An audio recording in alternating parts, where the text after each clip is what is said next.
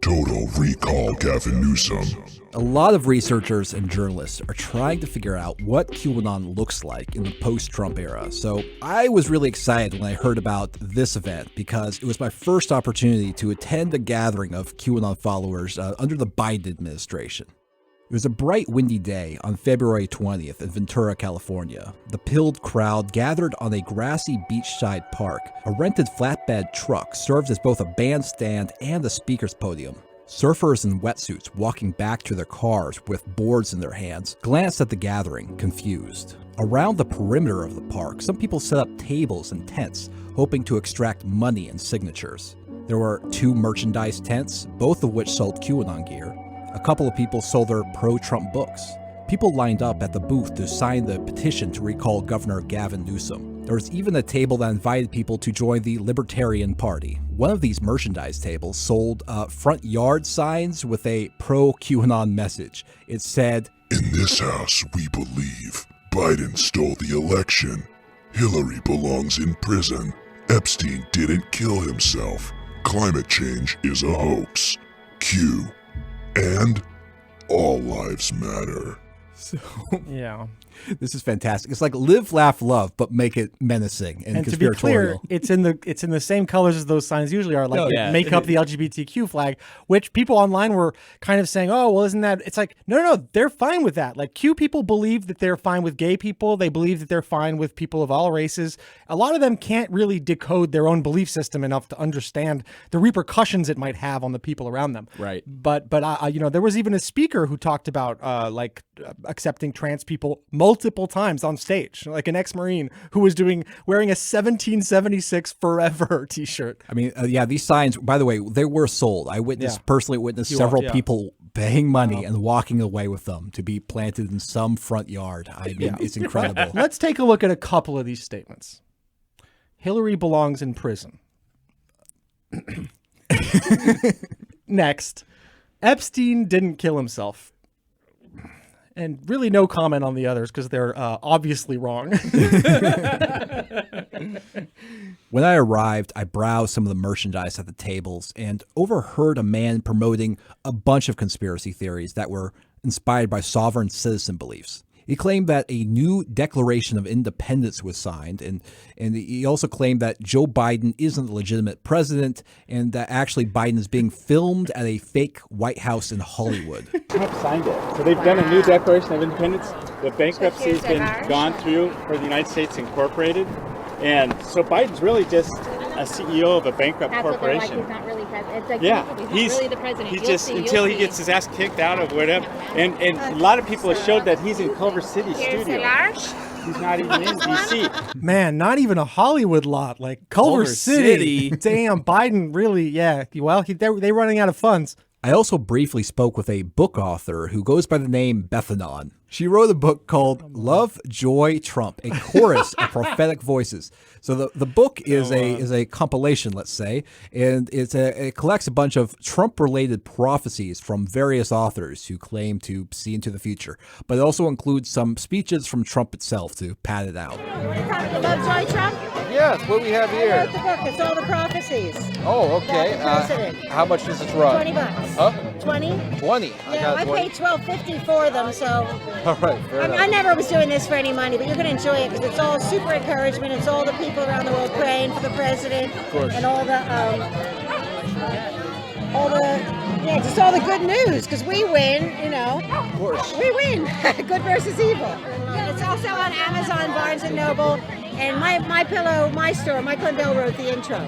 Oh, did he? Yeah, so you tell your friends. I will. So what should we expect in 2021 then? Pardon me? What should we expect in 2021? Oh, all good things. Everything to be exposed. Just all their lies, all their deceit, a lot of arrests, some military tribunals, taking the country back with Trump being president of our republic after we've gotten rid of this incorporation of the New World Order. Yeah, all good stuff. Awesome. Thanks so much. I'm going to die with the fucking smooth jazz just being fucking blasted by a live band in the background of her saying shit like this. This is the sound of the future. Beth Annan promising mass arrest, as a saxophone wails in the background. The cover of the book, I can't describe the horror. It looks like a cookbook from the 70s. It's like these old flowers surrounding Trump's terrifying face. His color balance is going towards the green. It feels bad, and it says Lovejoy Trump, which doesn't make any sense. It's not. There's no commas. It's not even a statement. You can't go Lovejoy and then the name of someone. It doesn't. Those aren't the same categories. Mike Lindell did indeed write the intro to that book. So, and he seems to felt more free to be more open about his bizarre Christian beliefs. So here's a passage from that intro. I have a calling from God to support President Trump. This election is not about politics. It is about good versus evil. It is about freedom under God or slavery in a godless new world order. We must win, and it's going to take all of us children of God working together, giving it everything we've got to prevail by God's almighty grace to re-elect President Donald John Trump, whose name literally means world leader under the grace of God who excels and triumphs. That's pretty clear, isn't it? How does he get to there? Through numerology? I'm not sure exactly. Even though the attendees of the Ventura event were conspiracists, the main message mostly concerned the effort to recall California Governor Gavin Newsom. Recall efforts are very common here. Every single governor since Reagan has had recalls filed against them, and this is actually the sixth effort Newsom himself has faced. Even though Newsom's approval rating is between 46 and 52%, there's a chance this one will succeed. That's because people on the left also hate Newsom for actually legitimate reasons, not like, oh, he believes in masks. No, yeah, his approval rating is certainly on the downslope at the moment. There's some anger towards the governor for what some people see as overly restrictive lockdown orders, and there's also, the people don't like his air of, let's say, aristocratic indifference. He attended a dinner party at the swanky French Laundry restaurant in Napa Valley that was maskless, while everyone else was wasn't able to do these kinds of things. Yeah, he has legitimately destroyed small and medium-sized businesses, and then these people, in the kind of debris of their former life, turn around them for answers, and then some of them become QAnon. If you're making your state worse and worse and just funneling money to the richest people, I mean, yeah. Whatever, man. Reap what you sow. I do hope he gets recalled. I mean, the problem is then it'll be what? Like, what are we looking for after that? I'd take Governor Benny Johnson back. No, it'll be Benny Johnson or Brick Suit. It'll be the Brick Suit. So what's going to happen is that if organizers collect the 1.5 million signatures required for the recall petition by March 17th, then they'll force a special election. So if that happens, voters will decide whether or not to remove the governor, yes or no, and then vote on who will replace him. So this has happened once before in 2003 when Governor Gray Davis was recalled and replaced with Governor Schwarzenegger. And actually, I have a small personal connection with that effort. So I gathered signatures for that. I did. But it wasn't for political reasons. I did not give a shit who was governor, but I did hear that there was a guy who was paying $1 a signature. And so I met up with this guy at a Taco Bell. Did he slip you the taco under like a napkin? He handed me the forms. He was like, collect valid signatures. I said, all right. And I set up like a table where there was like a high traffic in like San Marcos and stuff.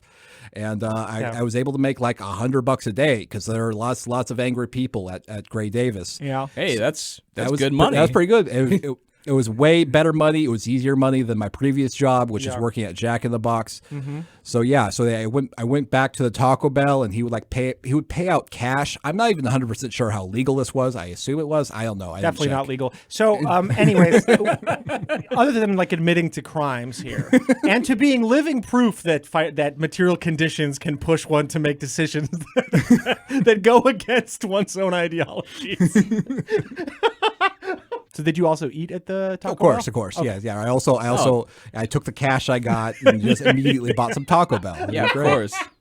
Yeah, of course, you give the thing of signatures back to the guy. You're already in the fucking Taco Bell. You got pocket full of Skrilla now. Like, what are you going to do with All it? fucking day, Travis is just watching people approach the desk and he just sees them as giant tacos. That's right, one more. After the band played some cover songs, the first speaker took the stage to talk about all the supposed negative effects about the lockdown, including the fact that it is making us all alcoholics. How many of you are so done with this you'd like a cocktail right now? Welcome to the 15% additional individuals who are drinking more. Very strange format here with the call-outs. Yeah, right. Who loves booze? It's like, anyways, alcoholism is a huge issue. Yeah. There's one point where like, who's fighting with your spouse more? Like, no one was willing to cop to that. But like, why would you? It's embarrassing to admit that Who's in public. here with a black eye? Whose life is just deteriorating day by day, you miserable little wretches. Who is out of space on their Xbox hard drive? But, I think it was really interesting is that they pointed out about all the ways that life really sucks now compared to earlier times. And it's not that I disagree with them, but I feel like a lot of the ways they sort of conflating the effect that the pandemic generally has had on people without a lot of support generally, and the ways the lockdown has had on people. I mean, it's like, obviously, living through a massive natural disaster sucks. The speaker also made the dramatic claim that there was a hit on her life for some reason. So thank you so much for being here. They've already tried to chase me out of town. They've come and spray painted my house. I've had an imposter. I have an arrest. I've had a hit on my life for simply doing the right thing. I really wish she unpacked that a little bit more. I had no idea what the hell she's talking about. Who took out a hit on you? And there was an imposter? What's going on here? Right, they have a clone of her. Before the festivities really kicked off, we started with a prayer by a man named Brian Hawkins, who is both a pastor and a city council member for San Jacinto. Lord, bless this soil, bless this land, Father, that you have allowed us to call home. For we know that we are sojourners, Father. We are in this world, but not of this world. So, Father, we proclaim this kingdom as yours. Father, when you said in your word, whatever we loose on earth, we loose in heaven. Whatever we bind on earth, we bind in heaven. So we bind socialism right now, Father. We bind division right now, Father. We bind racism right now, Father. We bind hatred in this place, Father. We lose love, Father. We lose joy. We lose peace right now, God. In Jesus' name, continue to bless each and every speaker that comes here to magnify your name. You get the glory. You get the glory, Father. So we just thank you. Reminder, this is a political rally that this prayer is kicking off. Finally, we got to the main event, conspiracy theorist Judy Mikovits. Mikovits is a former virus researcher who is a rock star in the conspiracy theory circles for promoting many unfounded or false claims. I mean, people came up to her, she was signing books, people were like, oh, it's you. When she stepped up to the stage, the crowd gathered closer to her. I mean, they really loved her more than any other speaker. Wow. Yeah, she was the headliner by far. Mikovits first got famous in 2009 for authoring a paper claiming a link between a new retrovirus and chronic fatigue syndrome. The paper was later proven erroneous and retracted. More recently, she gained fame for the mega hit conspiracy video Plandemic, which is based on her book Plague of Corruption.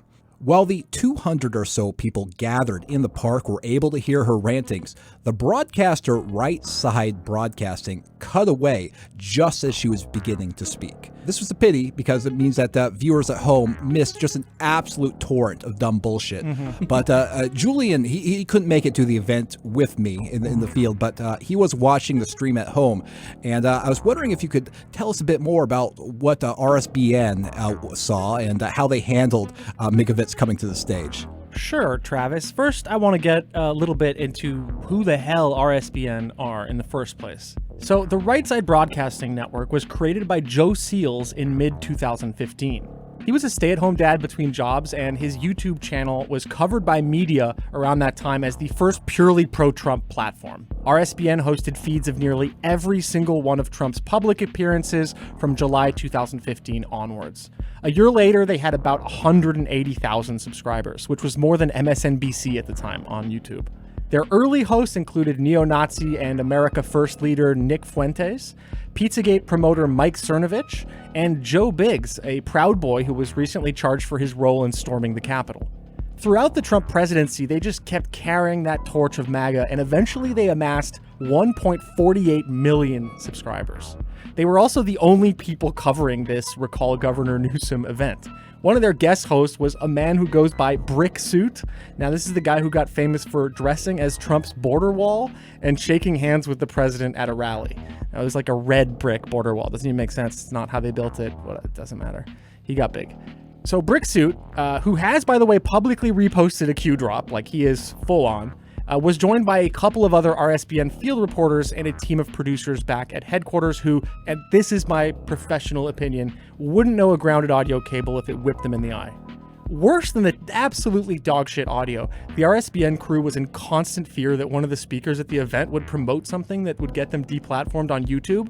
I mean, 1.5 million subscribers were on the line here, basically. So as a result, they had to cut away to field reporters who attempted to speak over her. And what you won't see, they're looking at Judy, and then the camera just starts to pan like almost 180 degrees until it reaches Brick Suit and this other field reporter. Really, it's a simulation of turning away from a conspiracy theorist. I don't want anything to do with this. So we have another wonderful guest speaker, Dr. Judy Mikovits. And yeah, some of you know her, don't you? Don't you? She's got this fantastic book. I'm holding it right now. I bet you can get a copy from her. The Plague of Corruption. You don't want to hear me. You'd like to hear her. All right? Judy, talk to us. Thank you, Jay. Thank you all for being here. Yeah, and many of you saw, as many as 1 billion people around the world saw the promotional video for this book, Plague of Corruption, called Plandemic. Why did we call it Plandemic? Because this book, Plague of Corruption, was finished in the summer of 2019. And All right, published. we're going to jump in here Bobby real quick. Kennedy wrote a Kind of brilliant go over a few things that we had. You know, a lot of the things I'm hearing is people are angry about the lockdowns in the state. You know, obviously businesses are suffering. That seems to be a big concern right now. So just a massive failure. And as you could hear in the clip, Judy's voice was just too powerful for Brick Suit. It was like you could just hear her screaming over everything. The fury in this woman. And so the producers ended up just cutting the stream audio completely. And then the producer had to step in from headquarters to fill the dead air. So then it's just his words floating over these silent images of the small crowd. Just a disaster if you're a broadcaster. You know, all of that, the crackdown on churches is a huge thing for a lot of people. Yeah, incredible. The type of stuff that I remember learning about in school that I thought, this sounds made up, this will never happen, this could never happen. I mean, to stop someone from going to church and worshiping the Lord. All right, everybody. Joe back here at the studio. Just wanted to break in here because we've seen some of the comments. Look, we're very upset that it's come to this in our country where we have to pan away from the speakers and talk. It's just simple. I'll tell you, we've worked way too hard to have our platforms taken away. This is why we are moving to other platforms very soon, because if we let this speaker talk right now, we will lose our YouTube channel. They will take this video down. We already have one strike against us because of something that Alex Jones said, which was out of our control. We're not going to risk that. And it's unfortunate. We are known for just letting people talk and letting you decide. But in these times, we need to stay on the air. The whole thing was a disaster, and they bled viewers pretty steadily because it was just choppy, bad audio. It's still not clear to me if they deliberately made the audio crappy for the rest of the speeches or if they're simply just terrible at their jobs of broadcasting. I guess I shouldn't be too surprised because RSBN has literally sold Q-themed coins on their network in the past, just openly hawking Q gear and stuff like that. So I don't know. What is the future for RSBN? We'll see. But they were there, and they captured Travis so many times. So if you want to go play a game, around. play a game of Where's Waldo? So Judy Mikovits might have been too hot for RSBN, but we're going to play some clips of what she said that I captured. Of course, we're going to do it responsibly because she is a maniac. She is literally a walking public health crisis. She's awful. So first up, she came really hot out of the gate by claiming that AIDS was not caused by the virus HIV. This is already insane misinformation that has literally killed people. Since the 80s, these viruses have been contaminating vaccines and the blood supply. Oh, and they said HIV caused AIDS. They knew HIV didn't cause AIDS, that it was the vaccines driving the AIDS epidemic and pushing HIV through the infected communities. They knew this. They covered it up. Absolutely. What? Wow. Vaccines caused HIV? Vaccines caused, nothing. No, HIV didn't cause AIDS. It was the vaccine, she said. Yeah, right. Yeah, this is part of there's a conspiracist community who are HIV AIDS denialists. It's really stupid. So Very HIV was first discovered in 1983 by a team of scientists at the Pasteur Institute in Paris. They did this by examining a biopsy from a 33-year-old patient with symptoms that can precede AIDS. Subsequent research from scientists all over the world strengthened the evidence that HIV causes AIDS, and now it's simply accepted scientific fact. In 2008, that French team was awarded with the Nobel Prize for their discovery. So again, like I said, this is really, really chilling stuff because this denialism has literally led people who might have survived having an HIV infection to not get treatment, to not take the antivirals that can be very effective in prolonging their life. And this led to them getting AIDS unnecessarily. So this very, very ugly stuff. Mikovits went on to promote even more medical misinformation by absurdly claiming that all vaccines lead to injury, and that about half of those injuries were severe enough to warrant legal action. Now, this is, I think you could know is false simply through personal experience, Yeah. So they want you to think these vaccines, that there's no compensation in compensatable injury. 1 in a million is what they tell you it is. 1 in a million. It's more like 1 in 2. It's more like 1 in 2. Every single person from every single shot has injury. Some of them deadly. And the more shots they get, as they mandate them on you, as they mandate them on our infants, more and more of our infants have autoimmune diseases, auto-inflammatory diseases. I mean, she sounds like she's on autopilot. I mean, yeah, she was like, I mean, she's like really good at the gish gallop. She stands up there with a microphone and she just screams breathlessly one conspiracy theory after another. Lots and lots of medical information. It's just an endless, just bile, just streaming out of her throat. So I have no idea what the hell she's talking about there, but we actually, in truth, have a lot of data regarding the correlation between adverse effects and vaccination. The CDC and the FDA, they run a program called the Vaccine Adverse Event Reporting System, and it collects data about any adverse effects that people experience, even if there's no evidence that those events are at all related to the vaccine. So you can pour through the raw data yourself, but just for if we were just taking an example from COVID vaccinations, between December 14th and January 13th, there were more than 13.7 million vaccine doses administered and about 6,994 reports of adverse events following the vaccination. So the most frequently reported symptoms were headache, dizziness, and fatigue. And again, that doesn't mean that the vaccine caused these symptoms. It's just that the symptoms were reported by healthcare providers or the public after the vaccinations. But even then, this demonstrates that her claims about all vaccines leading to injury is just cuckoo bananas, not of this planet. Absolutely insane. It's bizarre. It's bizarre. I feel like even these conspiracists, they have to feel insulted by hearing this. I'm surely all of them have had vaccines, and all of them have had vaccines which did not lead to any adverse effects, as we all have. Well, I don't know. They ended up there. Yeah, right. Well, I mean, they're probably in their head thinking like, wait a minute, I've gotten a couple vaccines. And then they're like, damn, I must have been one of the lucky ones. I'm really lucky those vaccines. Yeah, and by then she's already talking about some other shit, so you can move on. Like your brain is already like, okay, you just caught the next train. Yeah, that's true, and that's why she's got to do the gish gal. I mean, that's why they all of the a lot the of big, it is like the if you big take dogs. a moment. The big dogs. Yeah, if you give them like 10 seconds to even start to contemplate, I mean, there's a chance of losing people. So you really just gotta power through. Momentum is important. Mikovits then, her voice rising to crescendo, claims absurdly that masks harm your immune system. The masks are creating global warming in your own body. You're breathing your own toxic CO2. You're destroying your immunity. And the worst are those paper blue masks, which are sprayed with Teflon and pesticide and come straight from China. They're against Prop 65. Gavin Newsom's breaking his own law. They cannot be mandated. Neither can these vaccines. Take them off. Take them off. Take care of your God-given immune systems. We have God-given, we're wonderfully and fearfully made. And we have to take all of these things off.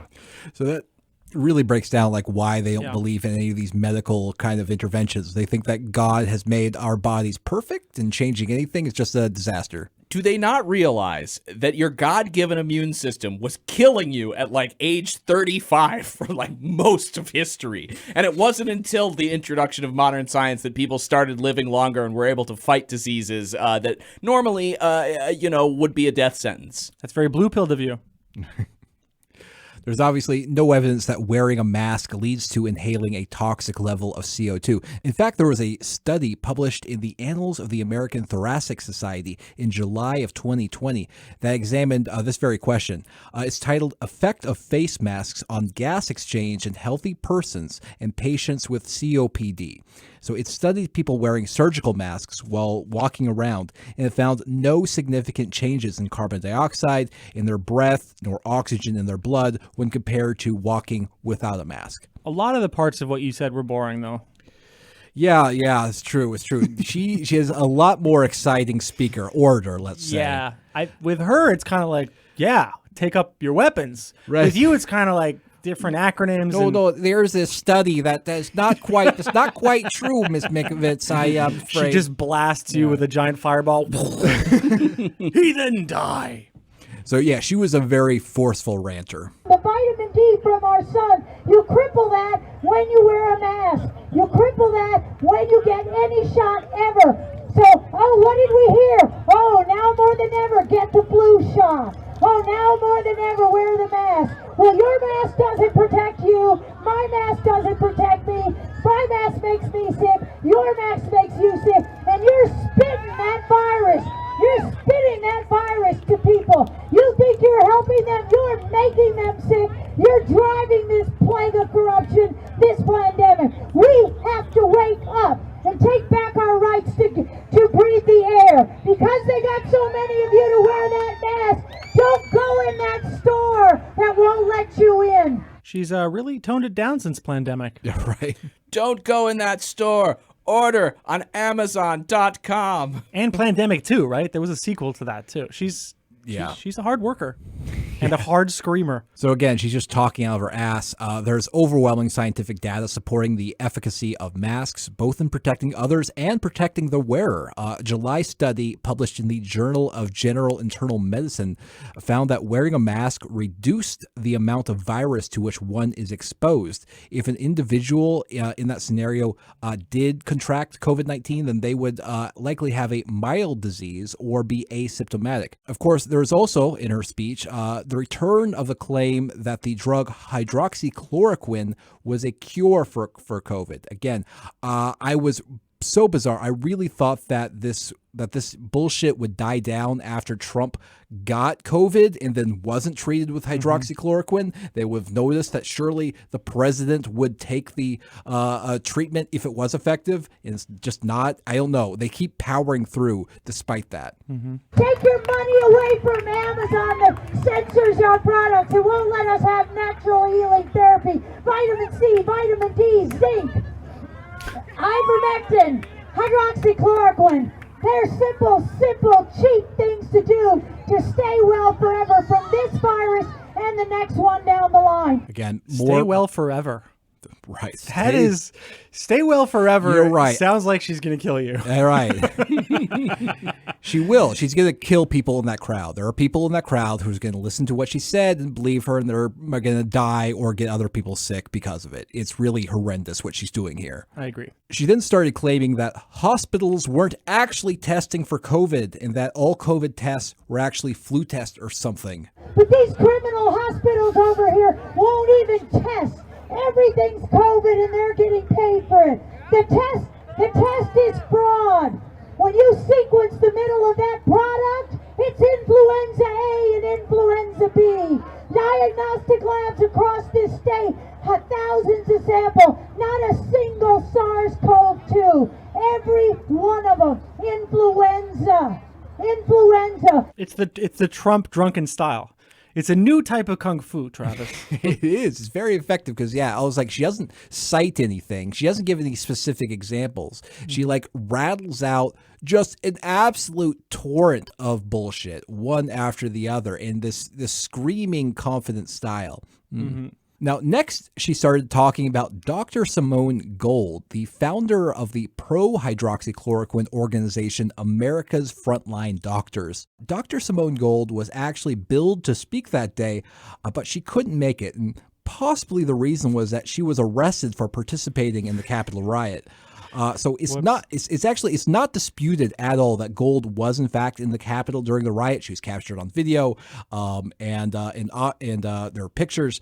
So Mikovits is going to cop to that, right? No, she still thinks that this is all basically illegitimate, corrupt prosecution that Dr. Simone Gold is facing. Did not see this one coming. Yeah. And knowing what happened to Dr. Gold, who the FBI just surrounded her house with guns and took her out and arrested her for insurrection, for appearing at a rally just like this, a Christian rally on January 6th at the White House. She was called an insurrectionist when a policeman opened the door for her and welcomed her in to give a talk at the Capitol that day. This is not an insurrection, folks. We're being lied to at every single level. So a Christian rally, that's a very, I guess, a creative way to describe the events of January 6th. Well, if Donald Trump has ascended to become, up there in the Holy Trinity to make it a quad, then yeah, they were at a Christian rally. Now, after saying all of this, to the bafflement of those in attendance, Judy Mikovits whipped out a particular brand of face mask that she said was the only good kind. Like, after saying that masks killed you, made you your CO2 kill you or whatever. What? So there's one mask that is safe. None of this is legal. There's one mask that I know of that is safe. This is a silver copper mask from a company called True 47. This is antimicrobial. This is antiviral. Doesn't explain how it avoids any of the issues about that she was totally making up about how masks create global warming in your own body or whatever. The global south is your penis. She's careening from one thing to the other. She's contradicting herself, and she's just talking faster than any stable mind could possibly keep up. Mm-hmm. Our next speaker for the day was a chiropractor and former Marine who goes by the name Dr. Cordie Williams. Not a medical doctor, to be clear, but that's what he goes by. His origin story was that after the pandemic hurt his business, he started speaking with a megaphone at protests all over California. And some of the videos of him speaking went viral. So that inspired him to found the organization 1776 Forever Free, which appears to be mostly a sort of a protest nonprofit and also merch store. It wasn't clear what they did exactly. Cordie Williams mostly promoted a boilerplate, patriotic rhetoric, reverence for the military, and complained about Governor Newsom. But then he started doing what I sometimes call terrorist edging. So this is where he kind of hints at that possibly violence will be a necessary solution, but then he explicitly states that he's not promoting violence. Mm-hmm. And so I want you to fight tooth and nail. And I'm not inciting violence, but I am inciting constitutional resolve. What office are you going to run for? And maybe just get a little bit more pissed off too. Maybe motivate yourself just a little bit to lean in. If you know your Second Amendment, great. If you don't, learn it. Am I inciting violence again? No, I'm not. I want to be very clear about that. But If you read the Constitution, it's very clear that we have the right to bear arms to protect our family and defend ourselves against a tyrannical government. Against a tyrannical government. And we've got one of those in California right now. So I'm not promoting violence, but also we have the right to protect ourselves with violence against a tyrannical government. Also, the government of California is a tyrannical government. He wants you to do the math. Yeah. Cordie, of course, also got around to complaining about the threat of roving pedophiles. Allowing pedophiles to run free? This is what we're talking about. And this is in the legislation. Because we become a godless country and we become a godless state. And whatever your opinion is about that, the moral fibers and ethics of our country, what shapes our kids, is being marked and influenced by our laws. It's being marked and influenced by the three megaphones: education, media, and Hollywood. And so if we don't level up now, just like that Rocky movie said, there is no tomorrow. Yeah. That is something. I think you might have even broken Jake's brain, and he's used to this kind of bombastic collage of shitty cliches. Just like the Rocky movie. At the end of his speech, Cordie Williams hit the crowd with a devastating piece of his life story. His father died in the military when he was just 12 years old. Keep coming to rallies like this. Bring 5 more people, 10 more people. Share 1 more post. Because at 12 years old, I saw this flag folded up in a triangle. And my hero, the guy that always took a stand in my life, said to my grandmother and me, on behalf of a proud and grateful nation, the United States Army, and the President of the United States, we commend you for your husband's service to our country. And they handed that flag to me and my grandmother. And that was all we had to walk away with. That was all we were left with. 17,046 times the last 10 years, that's happened. And the question is, are we going to continue to allow these socialist anti-Americans to penetrate every fabric of our culture and send our boys and our girls to die for China, for oil? And that's why we've got to get leadership back in, like Donald J. Trump. This is like a combination of heartbreaking, and he's just so lost. I mean, when was the last time that a socialist in America advocated for war? It's just not a thing. Eugene Debs, not known for his war stance. Fucking Bernie Sanders, not really known for loving war. It's just, I think words like socialist and Marxist at this point mean nothing in America. Right. Less than nothing. They're just buzzwords. Bizarre cudgels. It's like Antifa. They've managed to make the word anti-fascist into some sort of weird totem. And it's very strange what America does with language, because what they do is they will like kind of live rewrite the language. And Trump kind of is good at this. The way that he took fake news from something that they were accusing him of and created an entire movement behind it until those words were entirely associated with himself. And I think this transformation of language and, even memes like something like Pepe, like that is such a fascinating thing that America does more effectively and quicker than I think any other country or any other culture.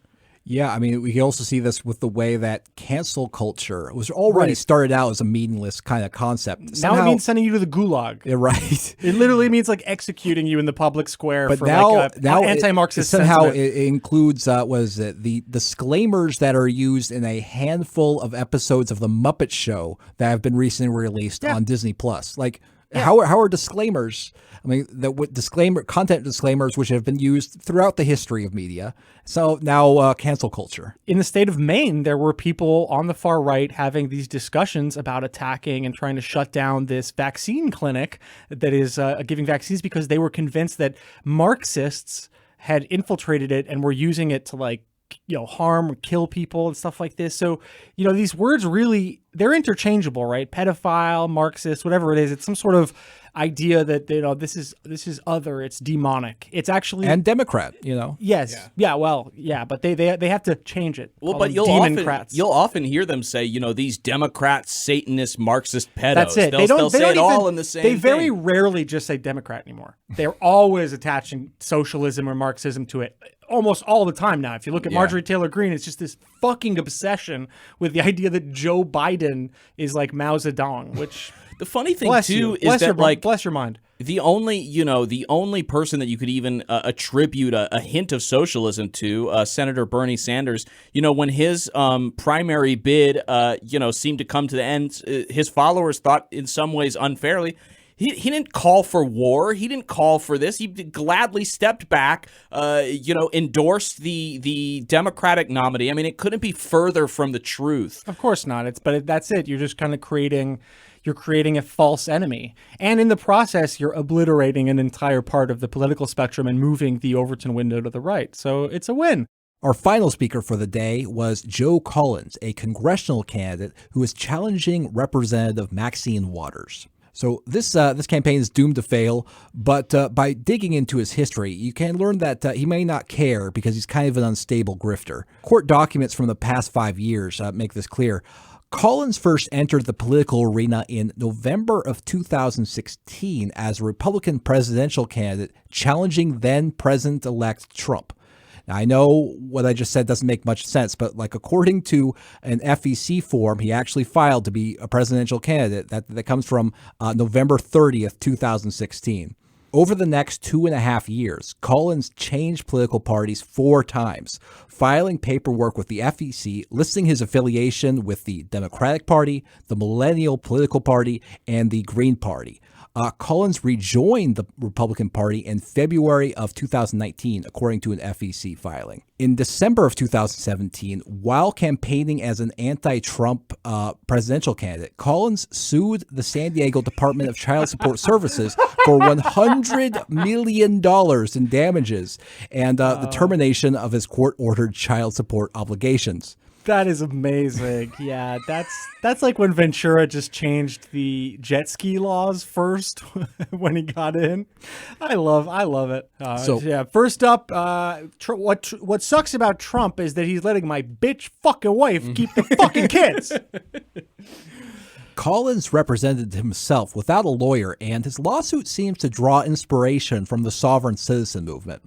That lawsuit states that Collins was a living, breathing man with a soul, acting in a sovereign capacity, and is the registered owner of his own self. Right.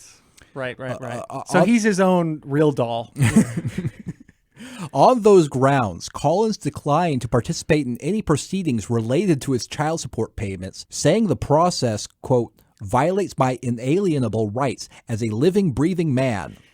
For God's sake. That lawsuit, unsurprisingly, died when it was dismissed on appeal. In a March 2019 interview, Joe Collins claimed that he was motivated to run for president because of Trump's racism and gun violence. But one of the things that got me was when President Trump ran his last campaign, he incited so much hatred and violence and racism across the country. It didn't sit well with my soul. And so being in the military, we don't have too many freedoms to discuss like politics or who's running for president or what you like or what you don't like about the president of the United States and those candidates. And so that was the first thing. And then the second thing was when all these shootings started happening with the kids at the high schools and whatnot and at the malls and everything, the younger generation started voicing their opinions and what they wanted and things that they wanted to change.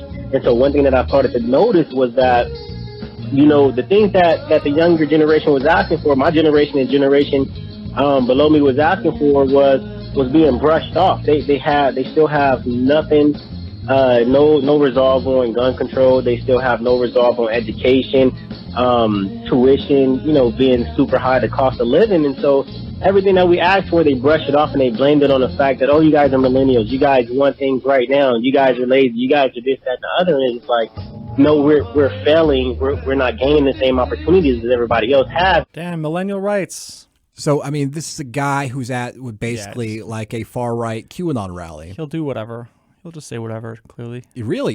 He's really a political bottom feeder who found a nice little grift in running against Maxine Waters, basically. So at the event I attended in Ventura, there was unsurprisingly no criticism of Trump to be heard from him. He advised actually punching people in the mouth if they gave you too much attitude. And let's be as ruthless as they are, right? We allow Democrats with their Antifa and Black Lives Matter to destroy entire cities across the United States. People follow California, and that crap started here. So let's get that paper, let's fill it out, let's tell them we're not playing games, and if anybody got something to say, tell them I'm gonna punch you in the mouth. And if they say, well, who told you to say it? Just tell them Joe Collins said it. Well, wait, so I am a political candidate, punch people in the mouth and say, I told them to. This is not the greatest, I don't think, technique. This is just, he's sort of boiling down to the pure message here. That was basically the event. Music played, the attendees swarmed the merch stands and bought up a lot of stuff. Right. And then everyone went home. Nice. It was had a good day out. Had a good day out. That's Tuckered. That's They were what I tuckered. learned. So I learned that, the QAnon is still very much alive. No Q mentions on the stage, but in the crowd, it was very much believed. In the merch tables, in the books that were being sold. Yeah, and again, the RSBN covering it. The Brick Suit himself has posted Q drop. Unofficial sponsor, Right. I don't think they even that's the thing is they coordinated so badly because it wasn't just Mikovits. Other speakers, they were really unsure what they were going to say, and they were terrified of what it might be. Because even if they just spent another sentence or two promoting Judy or something like that, that could be an issue for them. Or if they even said the same kind of shit Judy was saying, they had no idea. So it's great to see the people who have fed this monster, unable to control it, and kind of flailing at the seams and fucking up their entire production because they have created something very, very ugly. Thanks for